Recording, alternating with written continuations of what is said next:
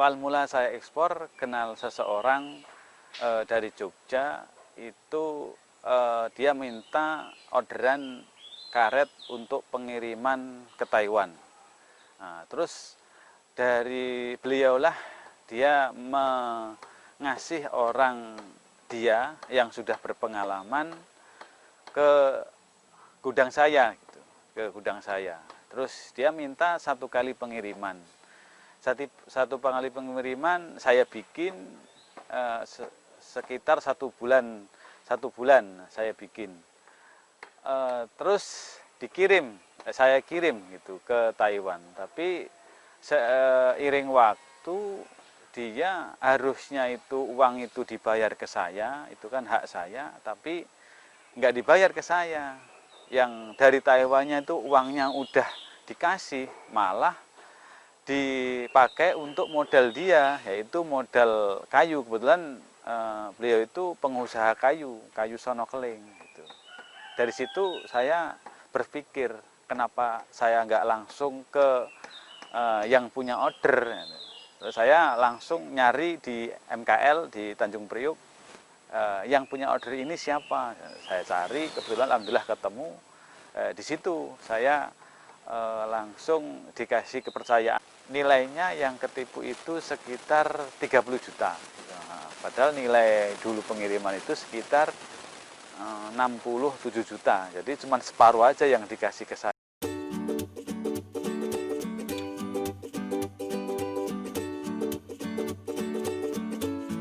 Awal mulai buka usaha dulu saya buka ban itu jual motor. Jual motor saya beliin mobil bak yang jelek gitu. Terus saya masih ada sisa 700.000 untuk keliling. 700.000 untuk keliling, dari situ saya kembangin terus. Saya kembangin terus sampai ya udah mulai sedikit-sedikit modal. Nah, terus pengenlah pengembangan usaha ban itu. Dari yang vulkanisir, dari yang ban seset dan untuk kerajinan, mulailah di situ ada pengembangan usaha, tapi khususnya di bidang ban itu,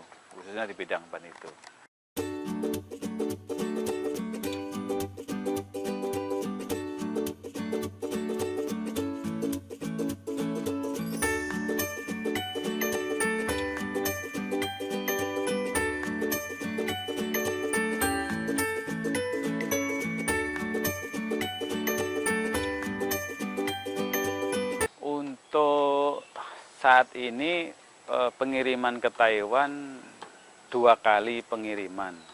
Omset ya rata-rata bersih ya sekitar 35 juta sampai 50 juta rata-rata gitu. Itu kategori normal gitu. Tapi adanya pandemik ini ya sedikit berkurang karena untuk lokalnya ya ada kendala pengiriman dari limbah ekspor itu. Rata-rata saya sekarang antara 2 sampai 3 kontainer 1 bulan. Tapi kalau sampai 3 kontainer itu rata-rata ya keuntungan sampai 50 juta per bulan.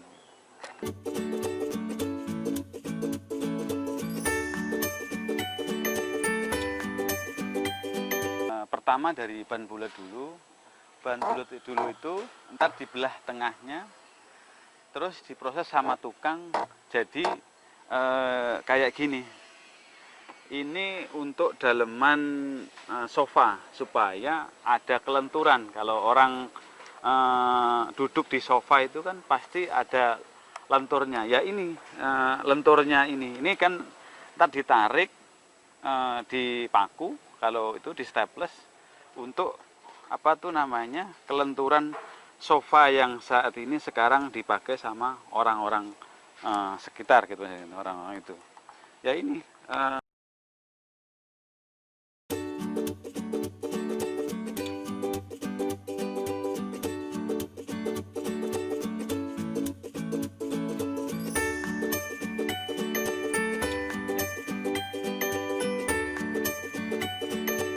ya ini, jadi inilah yang saya ekspor ke Taiwan. Lebar 5 cm. Ini modelnya kiloan, gitu. Modelnya kiloan. Jadi lebarnya kalau untuk playnya kita ambil 2 play. Nah, 2 play, jadi 2 benang. Gitu. Kita ambil 2 benang. Ini produk dari ban bulat sampai menjadi ini apa namanya itu jok kalau di sini karet ban gitu, kalau di masyarakat itu jok sofa itu namanya. Inilah yang saya ekspor saat ini itu yang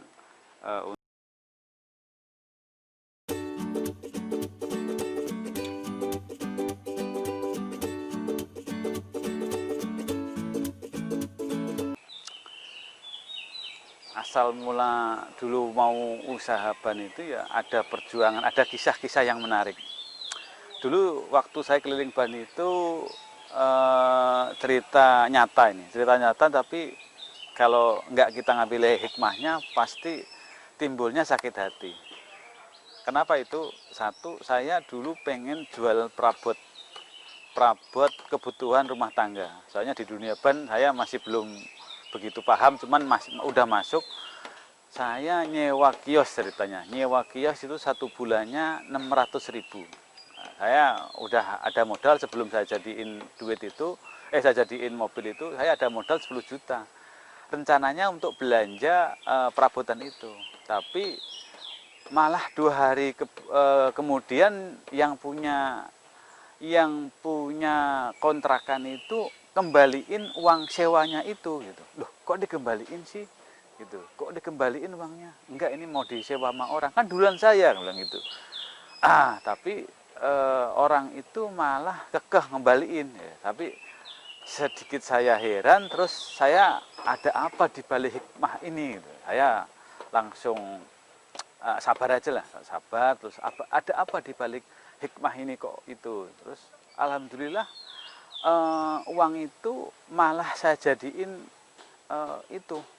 beli mobil itu dan untuk modal ban itu ya, sampai berkembang nyampe punya orderan ke Manado, ke Taiwan. Dari situlah mulanya dari situ mulanya saya ya agak kecewa, cuman berkahnya ya apa namanya itu bisa dapat orderan apa itu namanya Manado sama Taiwan, itu berkahnya di situ.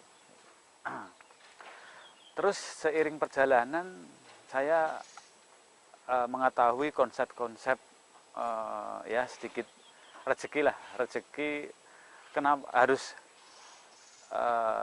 Allah udah ngasih rezeki kita di ban yang dulunya kita kerja di pabrik, kerja di pabrik itu ya pas-pasan lah. Tapi seiring kerja di ban itu alhamdulillah sedikit ada penambahan. Tapi di situ saya nggak ngurangin amal jariah saya, jariah saya ke masjid. Jadi selesai sholat subuh saya pasti itu sodakoh ke masjid.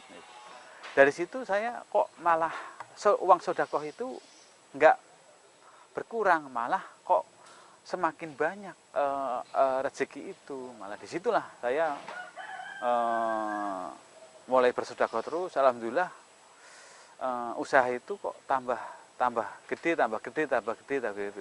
Ya, di situ saya mulai oh iya, ini semua ini karena Allah, bukan karena siapa-siapa gitu. Semua ini karena Allah, dan kisah-kisah yang tadi emang udah skenario Allah gitu, dan jalannya mungkin saya kerja di ban ini gitu. Bagaimana gitu aja. Untuk teman-teman jangan patah semangat, jangan patah hati.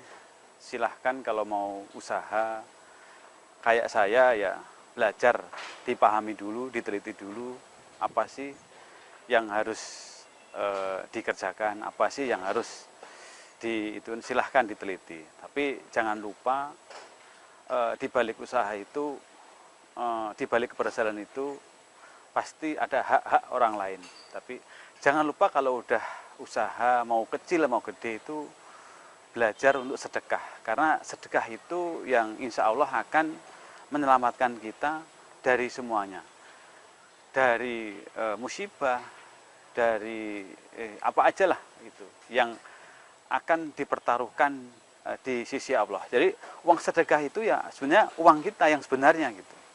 Uang yang di kantong kita untuk usaha itu ya untuk kita gitu. Atau uang yang kita untuk sebenarnya itu ya uang yang sedekah itu di hadapan Allah khususnya gitu. Ya mungkin dari situ.